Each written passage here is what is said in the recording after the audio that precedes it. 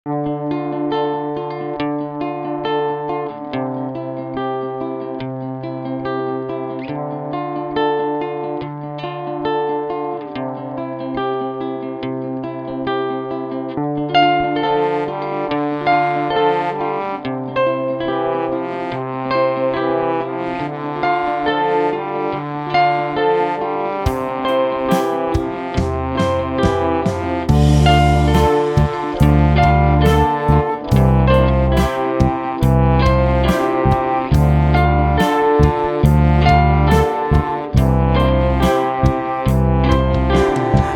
senem derali Nergizu arali Dudava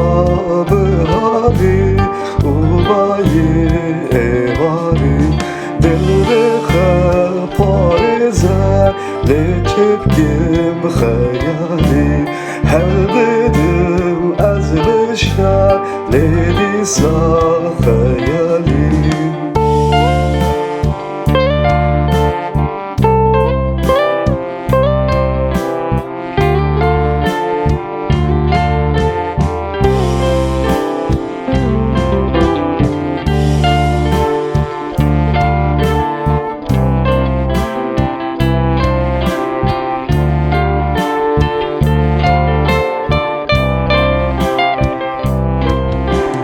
Can-ı senem delali Burnadi havari